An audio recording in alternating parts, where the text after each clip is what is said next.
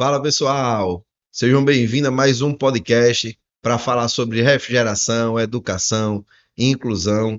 E hoje nós temos aqui um convidado especial, é o Euclis. Seja bem-vindo, Euclis. Muito obrigado, meu amigo. Hoje temos um privilégio, né, de estar com um dos maiores projetistas a nível Brasil sobre refrigeração. Então vamos aproveitar, já que ele está aqui, né? E eu gostaria, Euclis, né, de pedir já que você pudesse se apresentar para os nossos telespectadores, para os nossos ouvintes que estavam escutando aí o nosso podcast. Tranquilo. Bem, pessoal, boa tarde, né? Meu nome é Euclis, né? Desde 2019 eu tenho a empresa Euclis Engenharia, mas anteriormente eu trabalhava com empresas que também faziam instalação, né? Desenvolvia os projetos. Eu estou há pouco tempo no mercado, 37 anos, É só. para cobrir algumas gerações, né? E a nossa especialidade se tornou basicamente em cima de projetos de climatização, ventilação, exaustão, extração de fumaça. E ao longo desses anos a gente tem tido a oportunidade de desenvolver obras de inúmeros tipos, né? Então, é mais fácil a gente dizer o que a gente não desenvolveu em ar-condicionado do que o que realmente a gente tenha desenvolvido, né? Então, assim, tem bastante detalhes, bastante informações, bastante curiosidades sobre sistemas de climatização, que muitas vezes o pessoal não vê no dia a dia ou nem sabe que existe, na verdade, né? A nossa área é muito maior do que isso, apenas do que o conceito que o pessoal tem normalmente de sistemas menores, né? Então é uma excelente oportunidade, agradeço bastante o convite, para a gente poder expor um pouquinho, mostrar um pouco mais do universo da climatização, né, que é uma área tão importante hoje, fundamental mais do que nunca, né, para as pessoas entenderem e muitas vezes se motivar para ver que o universo dele não se limita a pequenas instalações, sim que existe um universo muito maior e basta ele ter interesse, se dedicar, buscar informação, que ele vai ter um mercado em que ele está podendo atuar o resto da vida dele. Eu estou há 37 anos no mercado e basicamente meu curso de técnica em refrigeração é que me deu toda a base até hoje, é o que eu mais uso de formação até hoje, para estar atuando nos projetos em nível nacional. Realmente a gente desenvolve projetos para vários outros estados, para o norte, sudeste, centro-oeste. E muitas vezes o profissional daqui não se dá o valor, não é reconhecido. Quando É a gente verdade. tem um potencial muito grande e muitas vezes não aparece para o mercado, ou a gente não acredita no nosso potencial. Então, assim, tem muita história, muita informação que a gente pode conversar aqui por horas, se brincar. Ah, o objetivo é esse. É isso que a galerinha que tá ali do outro lado ali da tela tá esperando aí pra gente contar. Então já vou logo já perguntando já. Quando você, como foi que começou essa paixão pela climatização e também pela parte, né, Euclides, de engenharia, de projetos? Por cara de projetos, muita gente vai fazer um curso técnico, faz uma engenharia, mas vai para campo. E essa parte de projeto, o pessoal acaba, né, não, deixa para o projetista, deixa para Euclides, deixa para o Francisco Dantas, né? Inclusive, você conhece Francisco Dantas? Rapaz, eu tive o privilégio, e ele ensinou alguns anos na Escola Técnica lá Federal de Pernambuco, foi onde eu fiz o meu curso técnico, né? Eu sou natural de Recife, mas eu estou aqui em Natal há 30 anos. E na época eu tive o privilégio, ele ensinou por alguns anos na Escola Técnica Federal de Pernambuco, até como uma forma de retribuição social, porque ele já era um projetista na época muito referenciado nacionalmente, mas ele tem tem até hoje, né, ele está vivo, tem uma consciência social muito grande. E na época ele entrou na escola técnica para dar alguns anos de aula em retribuição à sociedade por ele ter recebido um benefício de ter estudado gratuitamente em alguns momentos da vida dele. E essa consciência social é uma coisa que eu valorizo muito e que ele até hoje carrega, tanto quanto a preocupação com a parte ecológica, a eficiência. Então, assim, ele foi na época meu professor, depois eu me tornei estagiário dele, depois funcionário. A empresa dele na época era Petraco, depois virou Interplan. e até hoje eles estão no mercado. Para mim ainda é, eu chamo, quando eu encontro, eu ainda chamo de professor. A gente não perde esse costume, né?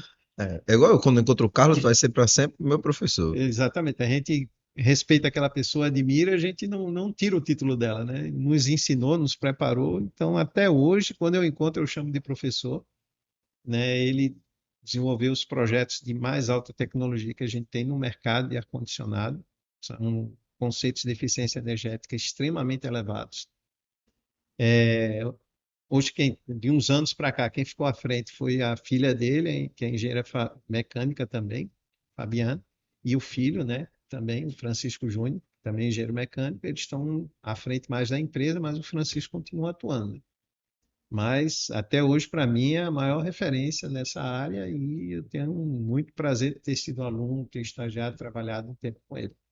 E lá foi a semente que me já vinha esse sentimento desde que eu me tornei aluno, né? Eu fui para a escola técnica,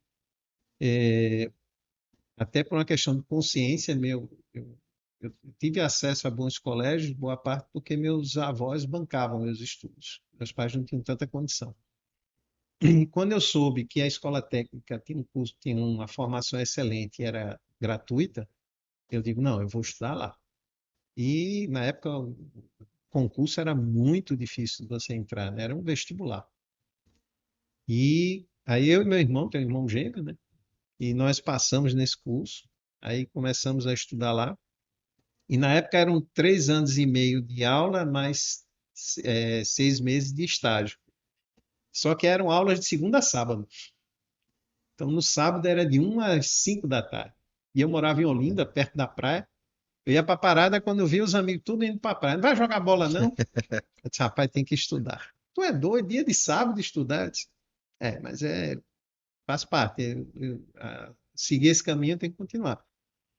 Então, ao longo desses anos, quando estava mais próximo do fim do curso, começaram as disciplinas com o Francisco, eram disciplinas de projeto. E uma coisa que eu sinto muita falta em várias formações que eu vejo hoje, a gente pagava dentro do semestre um módulo que era todo de carga térmica em cima de psicometria. Então a gente fazia todo o cálculo em cima de carta psicométrica. E depois você fazia o cálculo pelas fórmulas normais, as fórmulas convencionais de você utilizar dimensionamento da carga térmica. E você confrontava depois os resultados, se analisava.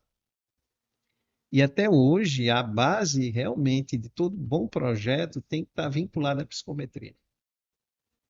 Muitos pequenos problemas que você vê em instalações e obras são decorrentes de não se utilizar ou não se ter noção, conhecimento profundo da parte de psicometria. Eu só queria pedir antes que você continuasse a sua fala, só para explicar para o pessoal que está nos ouvindo aí, nos assistindo, para quem não é da área, para quem é da área sabe o que é psicometria, mas para quem não é da área, como é que você poderia resumir o que é psicometria? Rapaz, psicometria você estuda toda a condição do ar sobre determinados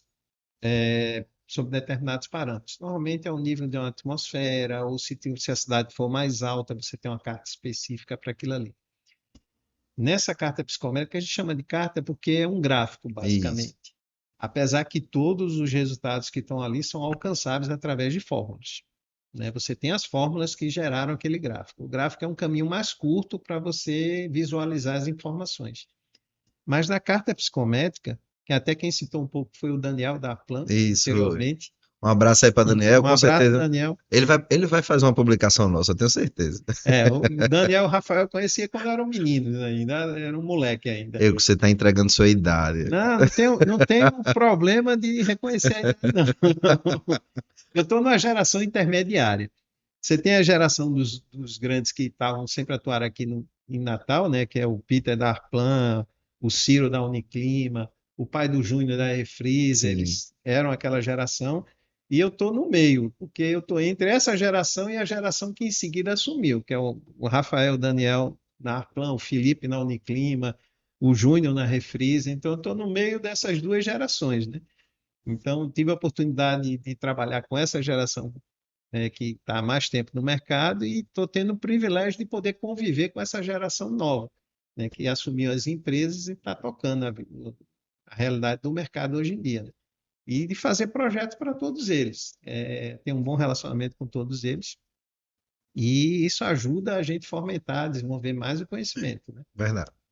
Então, a carta psicométrica, você tem todas as condições em que você pode trabalhar o ar, em que o ar se encontra que pode ser trabalhado. Então, você consegue, através das linhas que você tem de bulbo seco, que é a temperatura do termômetro, bulbo úmido, que é a temperatura do termômetro quando ele evapora a água para você ver quanto o ar consegue absorver de umidade, você consegue obter umidade relativa, umidade absoluta, entalpia, ponto de orvalho, que é o ponto que começa a condensar. Então, você consegue fazer uma análise completa do ar. E às vezes o pessoal não vê quanto é isso importante. Mas pra você ter uma ideia, eu consigo deixar uma pessoa numa sala a 32 graus sem derramar uma gota de suor. Como eu posso deixar ela numa sala a 18 graus e ela transpirar como se estivesse numa sauna. Tudo isso controlando a umidade que tem no ar. Não é mágica, Não é mágica. é É engenharia. engenharia, é ciência. Você consegue fazer isso controlando o nível de saturação da umidade que você tem no ambiente, né? Então, tem muitos projetos de climatização e de processo, você trabalha muito o controle da umidade, né? Muitas vezes geram situações que o instalador, mesmo um sistema simples, tipo um split, ele coloca o equipamento no ambiente, digamos que ele dimensionou corretamente a carga térmica, e às vezes o ambiente, assim que ele parte o equipamento, alguns primeiro dia de operação, ele não percebe que o cliente não percebe que o ambiente está bem climatizado, está numa temperatura agradável. Mas eu já vi isso na prática, numa instalação dessa, que o cliente disse, não ficou muito bom não, eu não estou chegando na situação de conforto. Quando eu fiz a visita que eu medi, eu disse, não, o problema é que você pintou recentemente a sala, na reforma, todo esse material tem muita umidade ainda, a massa, a pintura e tudo. Você precisa dar tempo para o ar-condicionado desidratar o sistema. Você tem uma temperatura adequada, mas umidade excessiva me dá uma sensação de abafamento. Parece que não está adequado. Mas se você deixar o ar-condicionado trabalhar alguns dias, uns 3 dias no máximo, você vai ver. Aí o cara, vou acreditar que você está dizendo, né? Mas 2 dias depois que ele deixou o ar-condicionado trabalhando, que removeu a umidade daquele ambiente que foi reformado, ele disse, não, agora está frio. Eu disse, não, sempre teve. Agora está menos úmido. Então a sensação melhorou. Porque normalmente todo mundo só associa conforto de ar-condicionado com temperatura. É verdade. Mas você precisa controlar a temperatura, umidade, velocidade do ar, distribuição desse ar no ambiente, contaminantes, nível sonoro. Para ser um ambiente climatizado, o conjunto de parâmetros é muito maior. Então não basta apenas esfriar. Você tem que conseguir fazer isso adequadamente. E uma coisa que muitas vezes é ignorada é como você distribui esse ar. Muitas vezes um sistema de menor capacidade frigorífica consegue climatizar um ambiente apenas por ter uma distribuição de ar mais adequada. Então, assim, muitas vezes o pessoal só pensa em BTUs, TRs, em potência da máquina. Mas o problema no ambiente muitas vezes está relacionado a não saber levar adequadamente o frio e trazer o calor. E lembrar que isso é um fluxo. Você não só joga o ar frio, você tem que jogar o ar frio, ele vai absorver o calor no ambiente, a umidade, poeiras e tudo mais, e você tem que fazer esse ar voltar para a máquina para conseguir fazer o processo adequadamente. Tem instalações que o cara faz um insuflamento até de uma forma condizente, mas estrangula o retorno. Uhum. Aí, quando você estrangula o retorno, dificulta a capacidade da máquina de movimentar o ar. E muitas vezes ele não tem noção.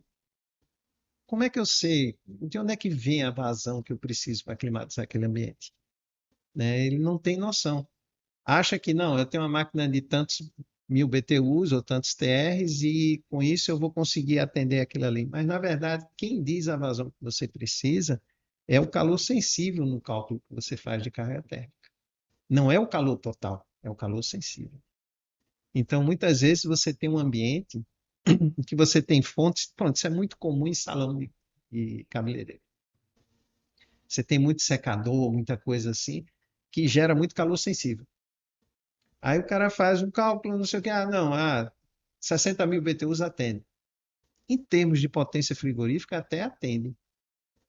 Mas essa quantidade de calor sensível vai requerer um volume de troca de ar muito mais alto. Então, ele precisaria de mais vazão de ar do que aquele split tem condições de fazer. Então, de repente, seria necessário ter mais do que aquela unidade, não pela carga térmica, até carga térmica ele atende tranquilamente, mas é porque você precisa de uma vazão de ar maior. É a mesma coisa em salas de TI, né, que você tem um calor sensível elevado. Então, assim, o padrão que se tem no mercado é um padrão médio, feito para situações genéricas.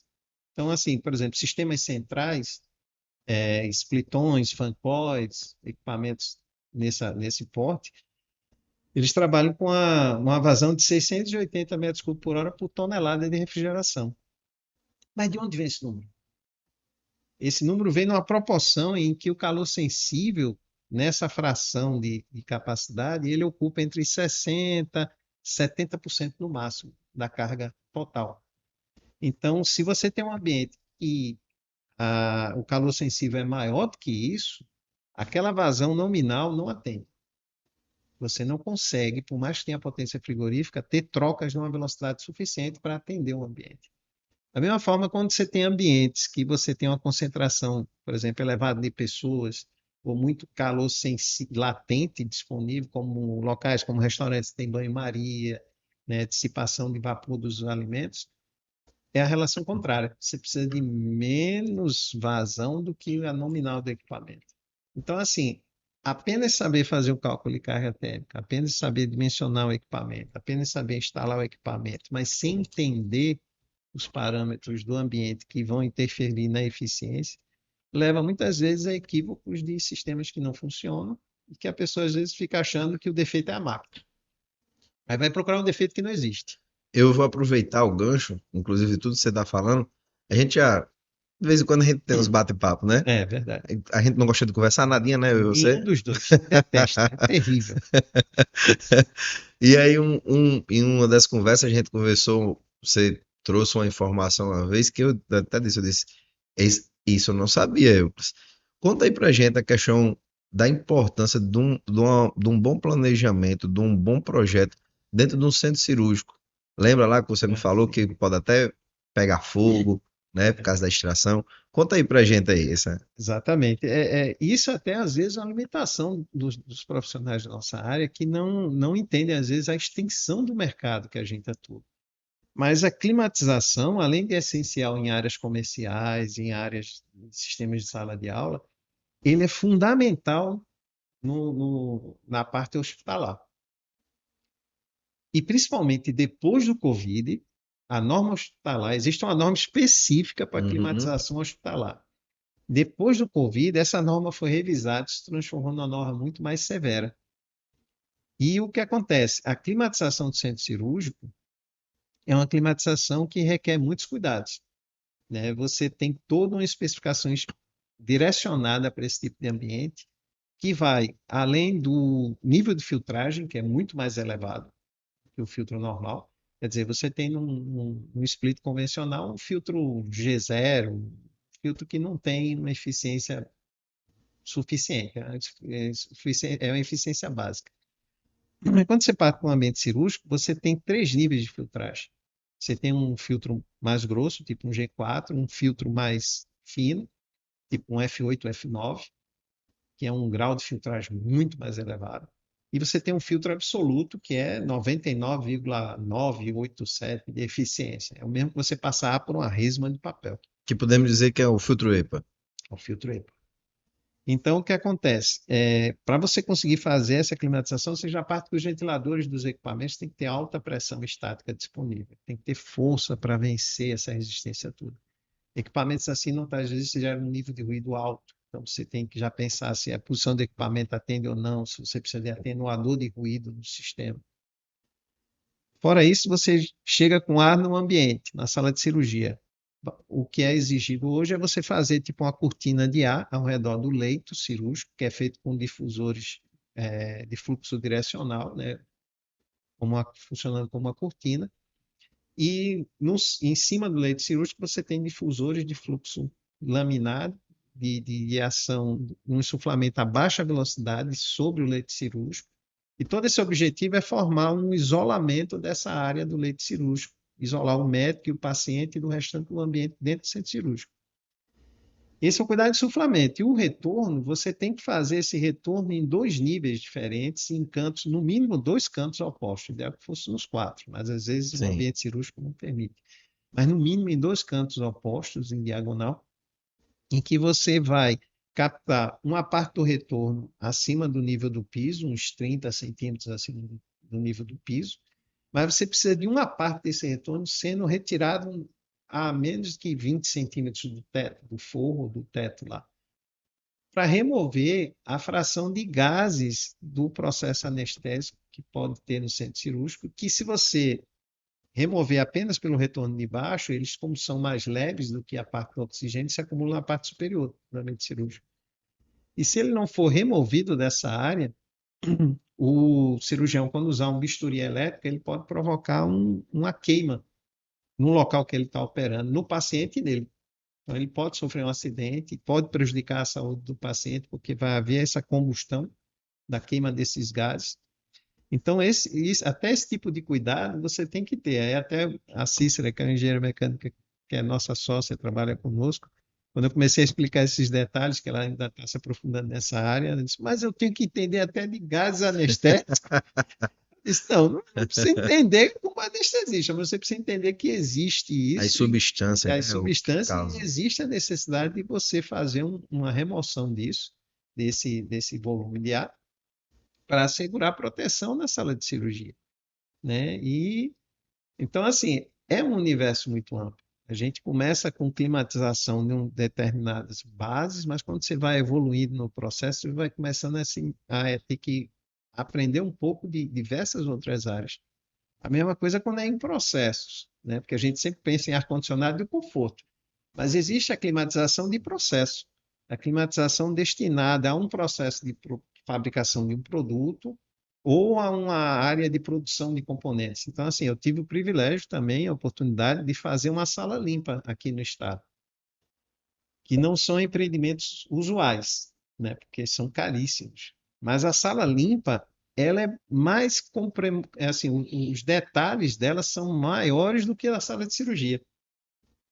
Ela tem um nível de filtragem tão elevado como a sala de cirurgia, mas diferente disso, na sala limpa, você faz contagem de partículas em suspensão no ar. Então você tem um padrão, você tem uma norma só disso, com classificação ISO que vai de 1 a 8. A 1 é aquele tipo filme americano que você tem o cara usando a roupa pressurizada, que ele está mexendo com vírus de alta periculosidade, né? Sim. Então, essa que a gente fez, ela trabalhava com 2 níveis, o ISO 7 e o ISO 8. E o que acontece?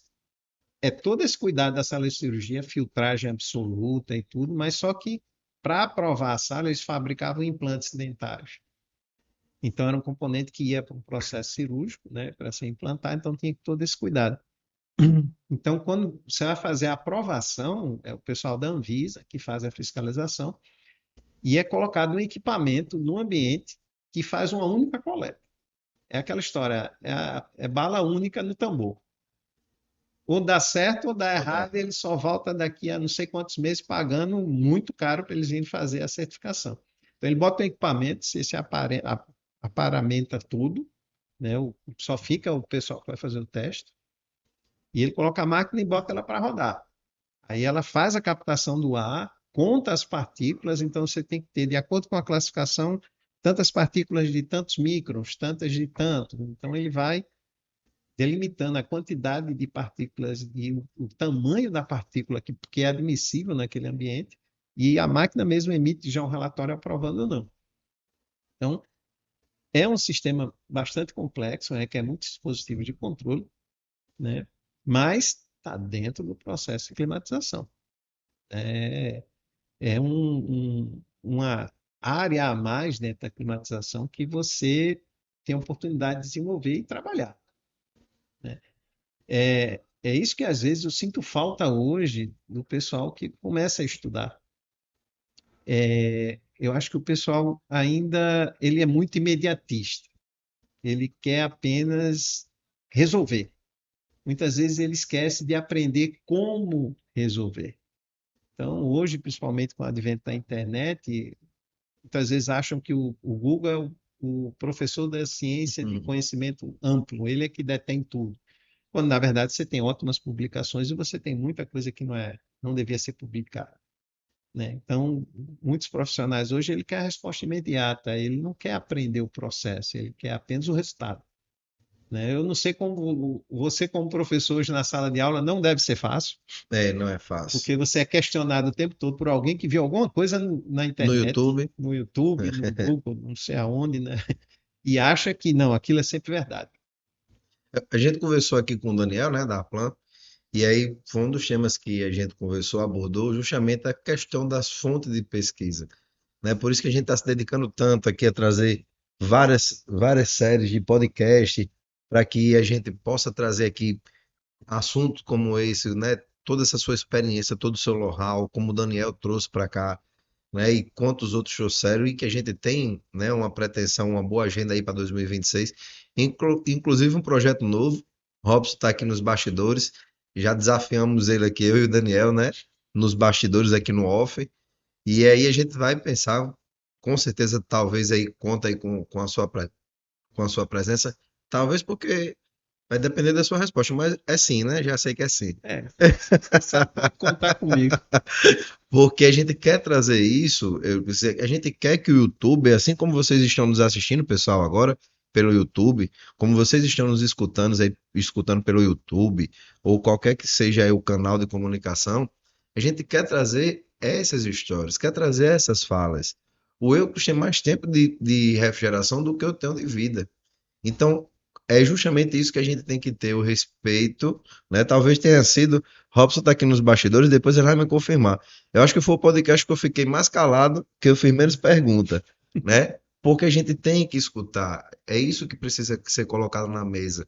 É justamente isso, é a mais engenharia. A gente não está falando que não é necessário os instaladores, não é isso, Euclides? É Não, necessário. é necessário. Não estamos crucificando split, não Não. estamos crucificando nenhum processo. Ao contrário, não quer dizer que eu também não faz um projeto com split, também faz, não é isso? Faço projetos com split, e vários projetos também, né? Eu não descarto o split, né? O que eu só incentivo é que os nossos profissionais, os seus alunos, eles sejam mais ambiciosos em buscar conhecimento, que eles não se acomodem, que eles entendam que o split é um degrau, É isso. né? Pra você tem uma ideia, eu já fiz projeto de climatização de veleiro, que não é uma coisa tão comum de fazer, mas existe mercado de várias áreas, né? Mercado na área industrial, mercado em ambientes mais distintos, e que esse profissional ele não deve se limitar apenas ao conhecimento do split. O split é o primeiro degrau. Ele deve se ampliar, buscar um conhecimento mais amplo, até inclusive como forma dele evoluir no mercado, dele ter um rendimento melhor no mercado, né?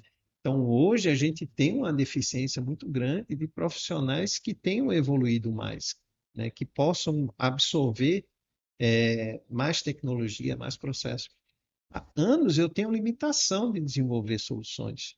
Não porque eu não saiba fazer, não porque não tem um instalador que consiga fazer, mas porque o próprio cliente diz, depois, quem vai ficar mantendo isso? Quem vai operar? Quem vai Hum. fazer manutenção? Porque há uma carência dessa mão de obra. Então, muitas vezes a gente limita o desenvolvimento tecnológico que a gente poderia ter aqui e está desenvolvendo sistemas muito mais avançados, porque você olha e certo, e a mão de obra para ajudar a manter. Porque assim, o Daniel, o Rafael, o Felipe, eles podem deter um conhecimento que possa ir para o mercado, mas eles não vão lá executar tudo isso. Você tem não sei quantos clientes, então você precisa daquela mão de obra, né? E os nossos atuais alunos, eles precisam enxergar o quanto esse mercado é amplo, o quanto eles podem evoluir. Eles têm que começar com o split, mas ter a ambição de aprender mais, né? Não se preocupar na sala de aula apenas de pegar uma dica para fazer uma solução rápida de uma instalação, e sim por que essa instalação tem que ser feita assim, por que a preocupação com superaquecimento, sobre resfriamento, com a perda de carga, com a capacidade de vazão, com a capacidade, Psicometria, com a psicometria, com a pressão estática disponível na máquina para ter um alcance de jato de ar. Ele deve se preocupar em entender toda essa fundamentação. Aí ele começa a evoluir. É isso mesmo. Pessoal, a gente tá chegando aqui no finalzinho, né? É o nosso último podcast de 2025, Opa, tive né? o prazer de encerrar. Exatamente, exatamente. Foi difícil trazer Euclides, porque, né, como ele mesmo falou, são muitos projetos, são, né, Euclides, é muitos desafios, muitos clientes, muitos processos, né, que dependem de um projeto de engenharia. E assim, graças a Deus conseguimos finalizar o ano com a sua vinda. Eu estava ansioso demais para que acontecesse isso. Já fica o convite para os próximos, a gente fazer outros podcasts aqui junto com você e com certeza do novo desafio. Mas eu sempre, né, sempre peço para que todos os convidados que vêm aqui no podcast do Senai, né, de antemão já agradecer a toda a equipe do Senai, principalmente ao Robson, ao Samuel, né, que sempre está sempre aqui. Bora, Robson, vamos fazer aqui mais um podcast para a gente trazer informação, trazer, né, informação correta para os telespectadores e para os alunos e para os profissionais. E tá sempre aqui nos apoiando, que não é fácil, né? A galera dos É, bastidores aqui, né? Se você sabe aí, você conheceu aí o Robson, é um pessoal que precisa de muito tempo, muita energia para poder fazer com que o nosso viabilizar. conteúdo fique bom. Exato. Então, agradecer, né, ao Senai e gostaria de pedir para você, para a gente encerrar o nosso podcast, eu sempre peço para que os nossos convidados deixem uma mensagem, né, olhando aí para a telinha, deixem uma mensagem para os profissionais de refrigeração, para os telespectadores, uma mensagem para o mundo, porque a sua fala ela vai ser ouvida aí graças às redes sociais em qualquer canto do mundo. Então, gostaria de lhe convidar aí para a gente encerrar, que você pudesse deixar uma mensagem aí para o mundo. Qual seria a mensagem que você deixaria hoje para o mundo? É, o que eu diria para as pessoas é, primeiro, acreditarem em si mesmas. As pessoas muitas vezes escutam a opinião de outros, escutam comentários, elas muitas vezes não são capazes de identificar em si a sua própria capacidade. Elas se limitam sem nem tentar, né? Então, muitas vezes você tem pessoas que não executam uma coisa porque ouviram falar que ninguém nunca fez, mas ele em si nunca tentou. Então, quando você não sabe, você muitas vezes faz o que só depois você vai descobrir que ninguém tinha feito. Mas você tem que ter essa disposição de fazer, tem que ter essa curiosidade, tem que ter essa ambição no bom sentido. A ambição não obrigatoriamente é uma coisa ruim, desde que bem dosada e bem orientada, qual é o caminho, a evolução, a ambição é uma coisa boa. Então ela tem que, eu recomendaria às pessoas que nunca se limitem, que não aceitem as determinações de que você não tem condição, você não é capaz, você não pode. Tenha autocrítica, avalie sua posição, identifique seu potencial, identifique suas dificuldades, trace um plano de evolução e siga em frente e vá evoluindo, né? Tem outras oportunidades, eu lhe conto alguns preconceitos que eu sofri em outros estados dando consultoria, por ser nordestino, muitas vezes, né? Acreditam, às vezes, subvalorizam a nossa capacidade e que foi obrigado a mostrar que tinha capacidade. Mas eu, em nenhum momento, tinha dúvida que tinha. Então, muitas vezes, as pessoas não se dão o devido valor, a devida importância, a devida necessidade de evoluir, né? E limitam-se em algumas situações. Então, acho que quer progredir, quer evoluir profissionalmente como pessoa, sempre esteja aberta ao aprendizado. Nunca acredite que você já sabe o suficiente. Ninguém nunca sabe o suficiente. Nós estamos em eterno processo de aprendizado. Então, até o dia que nós nos formos, o caminho é só aprendizagem. E o importante não é o resultado final, é esse caminho. Esse caminho é que é o importante. Você não pode ficar sempre imaginando, eu vou chegar só ali. Não, você tem que aproveitar o processo até chegar ali. Você tem que entender todo o seu movimento ao longo da vida e a sua evolução para chegar naquele local. É um processo de crescimento pessoal, profissional, de relacionamento, de visão, né, de autocuidado, né, de se preservar, evoluir a sua própria condição como ser humano. Então, minha recomendação é essa. Não seja imediatista também demais. Tenha paciência e vá conquistando as etapas. E valorize cada passo que você conquistou. Esse é um caminho, esse é um processo. Isso não é uma corrida de 100 metros rasos. Isso é uma maratona, uma ultramaratona, e você tem que saber como ir conduzindo até chegar naquele ponto. Então, minha recomendação é essa: não se acomodem, sempre estejam abertos ao aprendizado, sempre escutem as pessoas com quem você pode aprender mais alguma coisa e sempre não se limitem, busquem alcançar mais objetivos à frente. Basicamente seria isso. Basicamente com muita sabedoria. Meu amigo, eu só tenho que lhe agradecer. Obrigado por tanta palavra de sabedoria. Já fica o convite aí. Não sei como é que vai ser sua agenda para 2026, mas A gente a gente arruma um tempinho. vamos já alinhar. Inclusive, já quero fazer realmente esse convite para você. Era uma das pautas que a gente vai trazer para 2026. Inclusive, ó, deixa um recado aí pro pessoal que nos segue, que segue aqui no Senai, né? Hashtag ou arroba Nordeste tem bons técnicos, tá?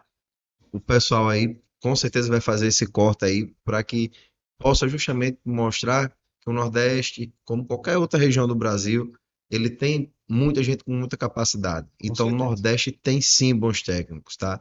Então, obrigado pela sua fala, obrigado, né, pelo por você ter vindo. Estamos fechando aí com chave de ouro. Então, é, mais uma vez, obrigado por você ter vindo à bancada e ter vindo trazer isso, tanta história aqui pra gente. Eu que agradeço a oportunidade de conversar com um amigo aqui, né? Poder essa conversa ser escutada também por mais pessoas, né?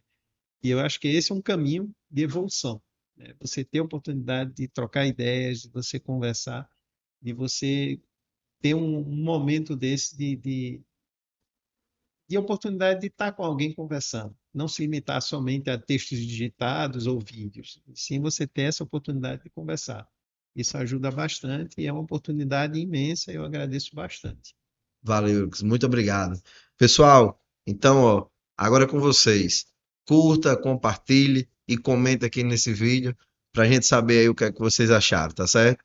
E feliz 2026 aí para todos. Que Deus abençoe e que cuide de todos. E o Senai, ó, de portas abertas aqui para sempre para receber vocês e para receber a todos aqui na mesa e para o que precisar, tá? Então, valeu, um abraço, fique com Deus, feliz 2026. Feliz 2026, pessoal.